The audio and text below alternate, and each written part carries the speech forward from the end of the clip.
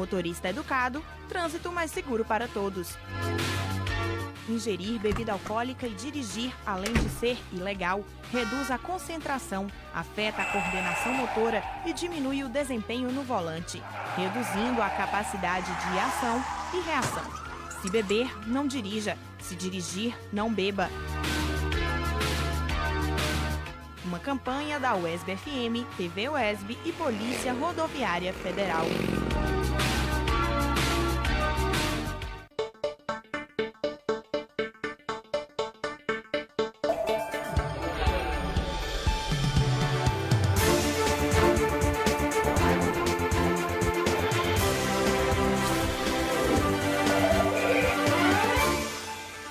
Olá, muito boa noite, seja bem-vinda ao UESB Notícias, segunda edição. Confira os destaques desta terça-feira, dia 29 de outubro. Não deixe que seja você. Esse é o tema da campanha do Dia Mundial de Combate ao AVC, segunda causa de morte no mundo e também no Brasil. Alunos de comunidades quilombolas e de baixa renda em Vitória da Conquista se preparam para o Enem com aulas gratuitas. Especialistas afirmam que a prática de exercícios tem uma relação positiva e benéfica com o desempenho de jovens em sala de aula. É informação, formação e conhecimento. Tudo isso e muito mais.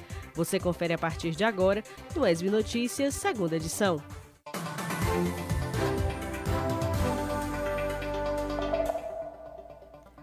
E o Hemoba de Vitória da Conquista pede apoio à comunidade preferencial doador.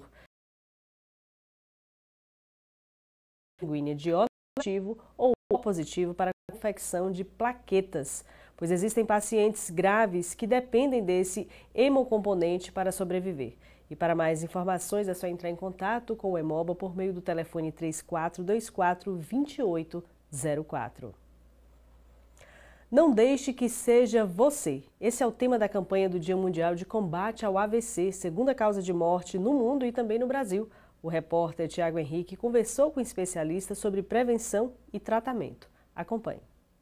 Segunda causa de morte no mundo e também no Brasil, o AVC, acidente vascular cerebral, pode acontecer com qualquer pessoa em qualquer idade. Ele ocorre quando vasos que levam sangue ao cérebro entopem ou se rompem, provocando a paralisia da área cerebral, que ficou sem circulação sanguínea. O AVC é uma das principais doenças que mais mata no Brasil. De acordo com a Rede Brasil AVC, 1 a cada 4 pessoas vai ter AVC durante a vida. Uma preocupação a mais para os médicos neurologistas. Conforme a Organização Mundial em AVC, a cada ano, 13,7 milhões de pessoas têm um AVC no mundo. 5,5 milhões morrem. E atualmente, existem 80 milhões de sobreviventes do problema. O alento para a população é que há prevenção. Esse neurologista conta que conhecer os próprios fatores de risco são fundamentais para prevenir o AVC. Evitar o AVC é muito importante, né? Já que sabemos que grande parte dos AVCs podem ser evitados com a prevenção feita de forma correta. E primeiramente é reconhecer os fatores de risco, né? Quais os fatores que podem levar o paciente a ter um AVC. A gente tem fatores que são não modificáveis, como a história familiar, a idade do paciente. E temos fatores modificáveis. Eu acho que esse que a gente tem que enfatizar, né? Que é a hipertensão, o tratamento da hipertensão arterial, do diabetes, de alguma arritmia que for ter, o sedentarismo, enfatizar a prática de atividade física, os bons hábitos, o tratamento de outras comorbidades que o paciente tem, tudo isso é importante na prevenção do AVC. Este ano, a campanha do Dia Mundial de Combate ao AVC, celebrada em 29 de outubro, trata exatamente da prevenção. Com o mote Não Deixe que Seja Você, a iniciativa visa aumentar a conscientização sobre o risco individual de AVC e instruir ao máximo a população com informações e ferramentas de atenção que podem evitar mortes e sequelas. Então, eu acho a data extremamente importante, né, por tudo essa questão da alta taxa de morbidade, de incapacidade que a doença pode causar e de mortalidade também. Sobretudo, ajudar a população a reconhecer o evento precocemente e saber como conduzir, né? Já tem alguns estudos aqui no Brasil mesmo que mostram que a população, uma boa parte da população não sabe reconhecer os sinais e sintomas iniciais do evento e ainda assim não sabe chamar o serviço de atendimento de urgência, né? E na última semana, empresas de linhas aéreas cancelaram voos por 2 dias entre São Paulo e Vitória da Conquista. No aeroporto Glauber Rocha, muitos passageiros reclamaram da situação. Marcel de Souza conta essa história pra gente. As viagens aéreas em Vitória da Conquista sofreram um aumento de cerca de 80% no número de embarques e desembarques desde a inauguração do novo aeroporto Glauber Rocha, mas nem sempre essa viagem tem sido tranquila para os passageiros que utilizam o equipamento. Inaugurado com a expectativa de solucionar os problemas de cancelamento de voos no antigo aeroporto Pedro Tarsílio de Figueiredo, o aeroporto Glauber Rocha já vem enfrentando esses problemas. As empresas Gol e Passaredo vêm cancelando voos frequentemente aqui no aeroporto e os passageiros se queixam dessa situação. Os cancelamentos têm sido cada vez mais constantes nos últimos dias. Desde o dia 7 de outubro, os passageiros sentem os efeitos dessa situação, como é o caso da Aline, que tinha um voo de Vitória da Conquista para Salvador e que foi cancelado pela empresa Passaredo. Quando ela buscou atendimento no guichê da empresa no aeroporto, ele estava fechado. Estou aqui esperando aparecer algum funcionário da aviação Passaredo, porque desde de manhã não aparece ninguém que possa me dar uma informação. Perdi o horário do check-in do meu voo, perdi o meu voo, estou até agora aqui, querendo comprar uma passagem para viajar ainda hoje, com destino a Salvador, e até agora não tem nenhum funcionário da Passaredo, não tem informação, não tem central de atendimento, então estou aqui até agora à mercê da empresa. Seu Ari Osvaldo tem um exame marcado em São Paulo e veio até o aeroporto na esperança de conseguir embarcar num voo da empresa Gol, mas foi pego de surpresa com a informação do cancelamento. O voo foi cancelado, não deram explicação por quê, aí eu vim no guichê e eles falaram que foi por motivo de segurança. O cancelamento do voo. E desde que horas o senhor está aqui? Eu vim ontem às 11h30 a 1h da manhã, estava fechado o guichê da Gol, vim às 4 horas. Eles me remarcaram para amanhã, às 6 horas da manhã. Eu tenho que ir hoje, porque eu tenho um médico amanhã às 7h30. Então necessito ir hoje de qualquer jeito, mas só que até agora não deram posição nenhuma. Em nota, a Socicam, empresa que administra o aeroporto, informou que a aeronave não pôde realizar a aterrissagem devido às condições meteorológicas adversas e, por questões de segurança, ela retornou ao aeroporto de origem, mas que os demais voos não foram afetados. Ainda em nota, a empresa reitera que o aeroporto Glauber Rocha contém todos os equipamentos necessários para uma operação segura, sendo eles homologados pelo Departamento de Controle do Espaço Aéreo e também pela Aeronáutica. Agora chegou a vez da previsão do tempo. Mariana Costa traz as informações.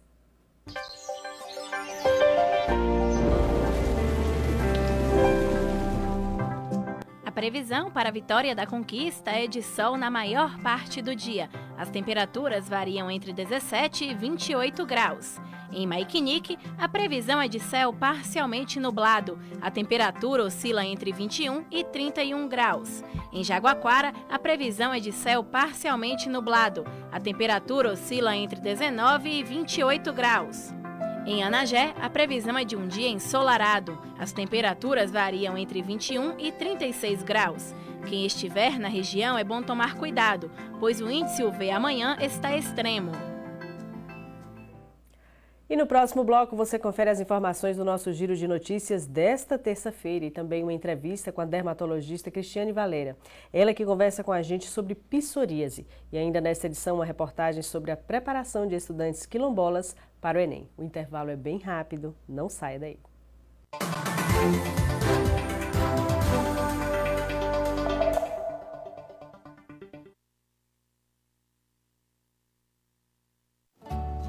Obrigado por compartilhar mais um sorriso. Obrigado por permitir que famílias inteiras renovem as esperanças. Dar que a saúde parte desse gesto. Obrigado por doar sangue e compartilhar a vida. Seja também um doador de sangue e junte-se a essa corrente de gratidão. É simples, é rápido e faz bem a todos os envolvidos.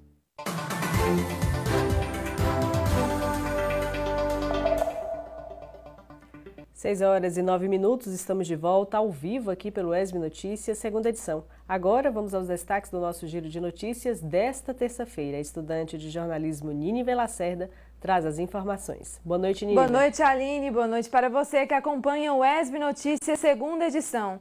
Olha, o giro começa com uma notícia importante para você que vai fazer a prova do Enem neste domingo. Amanhã, quarta-feira, você está convidado para acompanhar na TV UESB a revisão dos conteúdos mais cobrados no Enem e pegar dicas sobre a prova no Preparadão da Universia.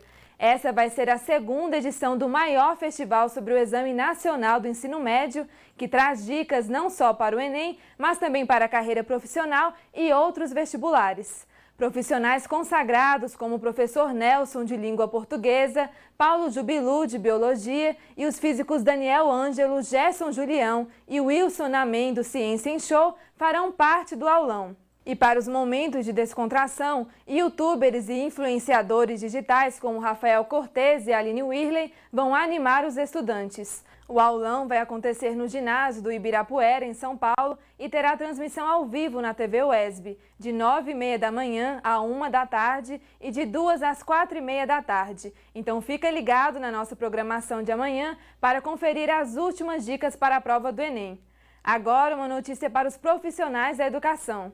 Começou hoje e segue até quarta o encontro que reúne secretários municipais de educação e equipes técnico-pedagógicas de 185 cidades da Bahia em torno de formação continuada dos profissionais.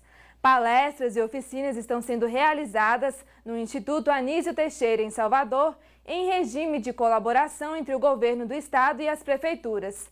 As atividades estão sendo promovidas pela Secretaria da Educação do Estado, da União dos Municípios da Bahia e da União Nacional dos Dirigentes Municipais de Educação. A formação continuada é a oportunidade para gestores e educadores atualizarem as práticas pedagógicas e melhorarem os índices da educação. A primeira edição do evento tem foco no Ensino Fundamental 2, que vai do 6º ao 9º ano. Por hoje é só, de volta ao estúdio.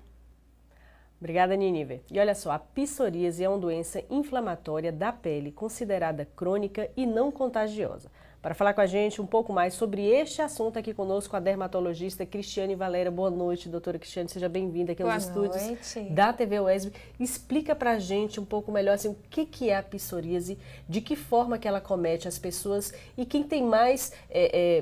Quem está mais suscetível a esse tipo de doença? São jovens, são adultos ou independe da idade? Pronto, a psoríase ela é uma doença que acomete principalmente a pele, né, e as articulações. Ela é uma doença herdada, você não pega, não tem uma contaminação, né, então o contato não transmite a psoríase, o que transmite é realmente a herança genética. A gente tem 2 picos de incidência, quer dizer, com maior frequência do surgimento das lesões, que são na infância ou por volta dos 40 anos. Essa doença ela é caracterizada por placas avermelhadas que tem uma descamação. É uma descamação intensa e fica meio branco. Normalmente, a forma mais comum, né, porque tem mais que uma forma, ela acomete principalmente cotovelos, couro cabeludo, joelho, às vezes um pouquinho na região periumbilical e assim atrás na região lombar. Então, existe o tratamento, né? Não existe cura porque é uma doença genética, mas existe controle. Agora, falando um pouco sobre preconceito, existem também pessoas que têm um certo tipo de preconceito em relação à psoríase, principalmente por achar que ela é contagiosa, que o contato pode passar, enfim, o que é um mito, de fato? Sim, é um mito. Na verdade, as doenças de pele, a grande maioria, elas levam, né, essa coisa do preconceito, porque é uma doença que está muito visível, e aí as pessoas, de uma maneira geral, quando vem alguma coisa na pele, tem medo de encostar porque acha que vai pegar e tudo mais. Mas esse risco não existe, porque a psoríase não é uma doença contagiosa, né? Ela é uma doença familiar. Doutora, falando um pouco sobre as questões emocionais, tem algum tipo de relação também com a psoríase ou não? Tem sim. A parte psicológica ela é muito importante. Então, assim, quando o paciente se encontra muito deprimido, chateado, aborrecido com alguma coisa, ansioso, as lesões elas ficam mais frequentes e mais intensas. Quando a gente consegue que esse paciente esteja mais tranquilo, essas lesões tendem a melhorar. Uma outra coisa que ajuda muito a melhora dessas lesões é o sol, que a gente tem aí, né, facilmente. Então, com certeza. 5 minutinhos de sol, início da manhã ou finalzinho do dia, ajudam também no tratamento.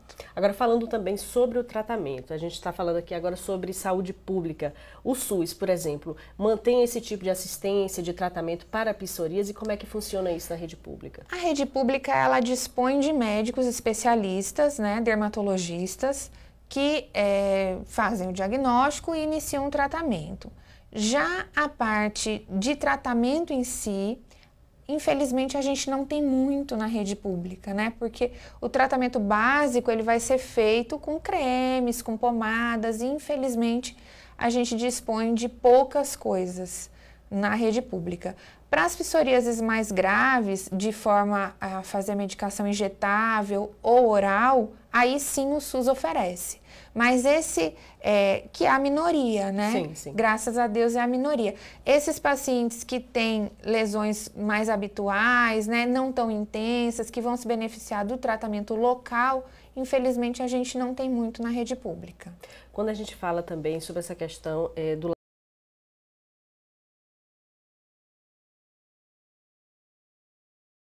a dermatologia já conta de tratar as questões, doutora, como é que fica isso? Esse seria o ideal, mas conseguir um acompanhamento psicológico para esse paciente geralmente é uma coisa bem difícil. Então, assim, às vezes a gente acaba ficando sozinho mesmo nessa luta, né? E faz até um pouco desse papel, faz parte do tratamento, a gente tentar ajudar a identificar o que é que está aborrecendo, o que é que está acontecendo, porque realmente na rede pública a gente dispõe de poucos psicólogos e a gente às vezes não consegue encaminhar esse paciente. Então, a psoríase, ela é de fato uma doença genética, ou seja, ela tem o tratamento, mas ela não tem a cura. Mas quando começa, doutora, a pessoa começou a identificar algumas lesões na pele e tal, o primeiro passo, procurar um dermatologista. Sim, o diagnóstico ele vai poder ser feito a partir do exame físico mesmo, não precisa de nenhum exame de imagem ou biópsia ou exames de sangue, né?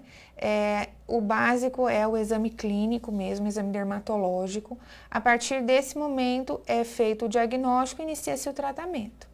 Naqueles casos que existe uma suspeita, mas não se confirmou ainda, aí sim pede um exame de tipo biópsia.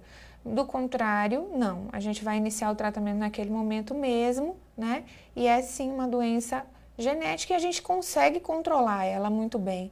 Com cremes principalmente, né? Pomadas de corticosteroide normalmente, a gente tem um bom controle. Alguns raros casos, né? Quando acontecem, por exemplo, um tratamento intempestivo, com corticoide oral ou injetável, aí ele fica um pouco mais difícil de controlar, ou alguns pacientes que realmente têm uma herança mais intensa e acabam tendo uma forma mais exuberante da doença e precisam de medicação oral ou injetável, mas a grande maioria não é assim. Então, só para a gente lembrar aqui para o nosso telespectador, a dica valiosa, um pouco de sol já faz bem para o controle. Hidratação e a boa notícia é que tem tratamento. Sim, muitos pacientes tratam, ficam 100% bons e ficam anos sem ter lesão nenhuma. Ou tem lesão naquele momento da vida porque estavam passando por algum problema, ficam bons depois do tratamento e aí não tem mais durante o restante da vida. Alguns dizem assim, eu estou curado da psoríase. Não existe uma cura efetiva, né, genética. Ele pode ter outra lesão daquela em qualquer momento da vida, mas naquele momento realmente ele está curado, ele não tem mais lesão. Ok, tá aí então a doutora Cristiane Valera, dermatologista, falando com a gente hoje sobre psoríase, trazendo para a gente informações valiosas sobre diagnóstico, tratamento e principalmente falando sobre essa importância de se manter o corpo hidratado e também com alguns episódios de sol durante o dia, né, doutora? Que Isso. É sempre bem-vindo. Lembrar aqueles cuidados, né? Evitar o sol naqueles períodos de maior radiação, né? Então, seria indicado aquele sol do início da manhã até as 10 da manhã ou depois das 16. 5, 10 minutinhos já seria suficiente. Ok.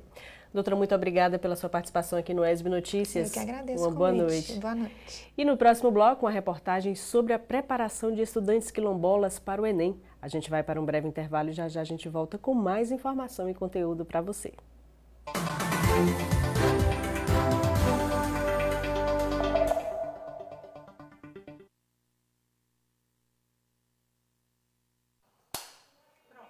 Oi pessoal, tudo bem? Esse ambiente lembra alguma coisa?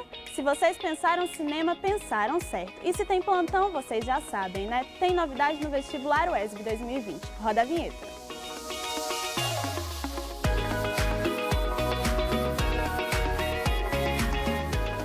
Dessa vez, viemos apresentar para vocês os filmes que serão cobrados no processo seletivo. Foram escolhidas 3 obras. O longa O Grande Ditador, de Charles Chaplin.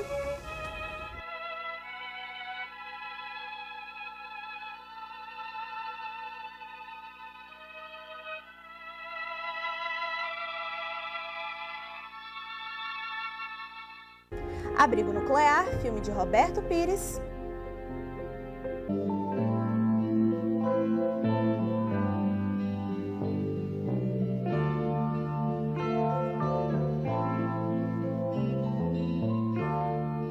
E completa a lista o documentário Ex-Pajé, dirigido por Luiz Bolognese.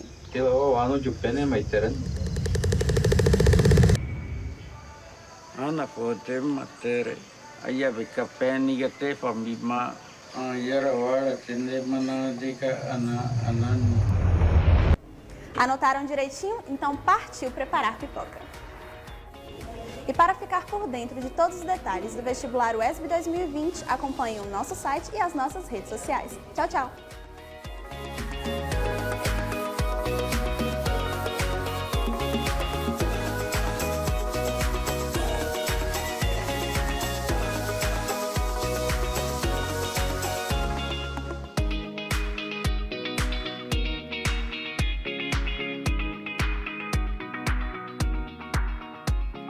Quando aquele seu amigo namorador teve a primeira filha, você falou que ele passou de consumidor a fornecedor? Já aproveitou o ônibus lotado para se aproveitar da passageira? Já falou, prendam suas cabras que meu bode tá solto? Pode parar. Isso incentiva o machismo e a violência sexual. A gente só muda a cultura do estupro mudando o nosso modo de ver o mundo. Machismo já passou da hora. Se um mosquito aparece, é sinal de atenção. Ele pode marcar mais que a sua pele ou seu corpo. Um simples mosquito pode marcar uma vida. E um simples gesto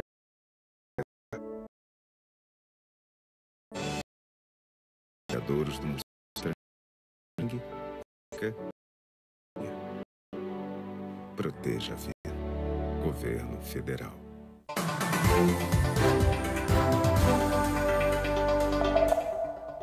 Agora 6 horas e 22 minutos, falamos ao vivo, direto aqui do UESB Notícias, segunda edição. Alunos de comunidades quilombolas e de baixa renda em Vitória da Conquista se preparam para o Enem com aulas gratuitas. A reportagem de Joana Rocha e Davi Santana. Ter a chance de se preparar para as provas do Enem e de vestibulares. Para essa turma, isso só é possível por um motivo.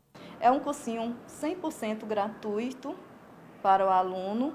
Nós temos parceria com a Secretaria Municipal de Educação, que nos fornece 10% dos professores que aqui colaboram conosco e 90% dos nossos professores do trabalho voluntariado.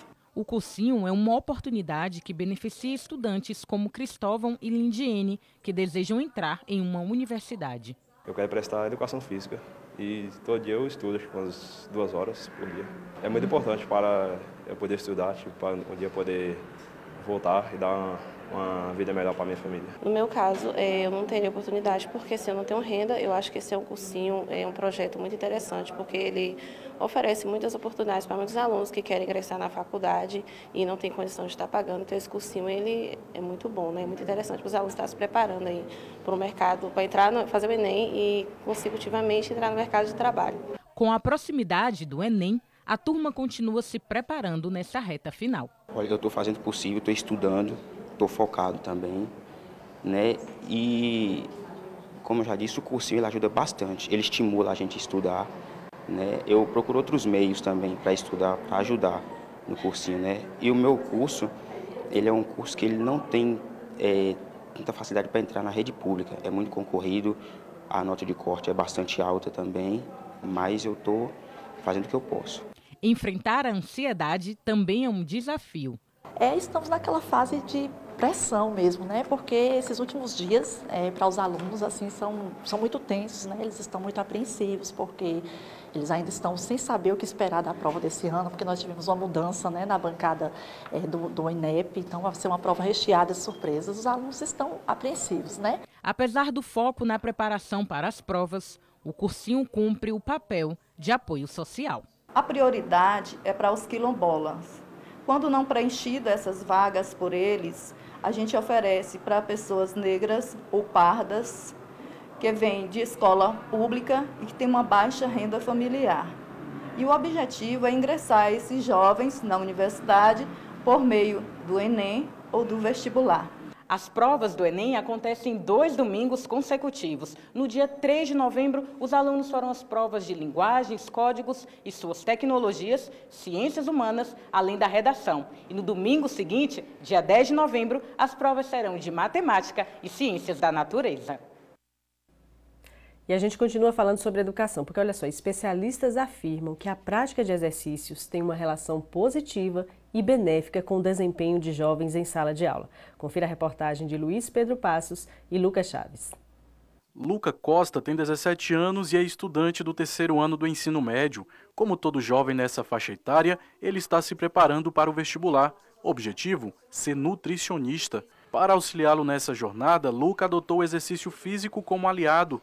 Boa escolha, já que os benefícios são muitos. Ele promove também liberação hormonal, que interfere na consolidação da memória, nas próprias dores musculares, né? A pessoa fica muito tempo sentada, estudando, em cadeiras desconfortáveis, entendeu? Muitas vezes na cama. E tudo isso, fora a atividade física, a gente orienta que o aluno ele frequente a academia, entendeu? Nem que seja meia hora por dia. Os exercícios físicos podem agir ainda na questão psicológica dos estudantes. Cristiane Costa é mãe de Luca. Como psicóloga, ela aponta a influência positiva dos exercícios para os estudantes. Os pais se preocupam muito em achar assim, o filho vai estar saindo, ao invés de estudar, está indo para a academia. Sim, mas isso é extremamente benéfico. A atividade física libera substâncias como a endorfina, que é a sensação do prazer, né? E isso auxiliando, é claro, na melhora do estresse, da ansiedade. Também contribui para o foco, concentração, memória. Tais transformações estão sendo percebidas por Cristiane e por Luca. Contribuiu bastante assim, na redução da ansiedade de Luca. Melhora a autoestima, tenho observado isso. Luca com autoestima elevada. Melhorou também em relação à concentração, disciplina nos estudos. Conseguiu focar mais. Antes eu andava muito estressado, agora eu não tenho tanto isso, porque eu descarrego na academia. Me ajuda bastante nisso, né? Tanto no mental quanto no físico. Eu melhorei bastante meu comportamento, disciplina e minha autoestima também, né? Estudos sugerem que ser mais ativo fisicamente leva os adolescentes a ter uma melhora na performance acadêmica. Mas se você pretende adotar essa prática com seu filho, não deixe de tomar alguns cuidados. A gente tem uma atenção mais próxima desse público, que é um público mais que precisa de uma atenção em relação à coordenação motora, em relação a cuidados, né, com a articulação. Quer rever essas e outras informações? Acesse o nosso site surte.esb.br. Aproveitando também para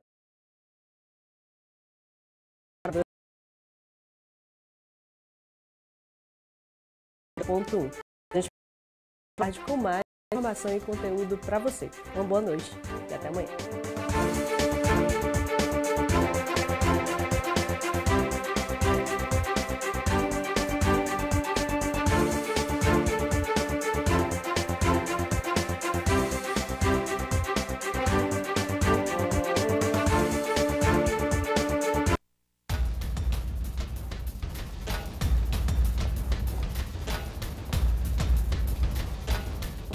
O superfundo da mulher ficou aqui dentro. Ao dirigir em pista molhada para chegar bem.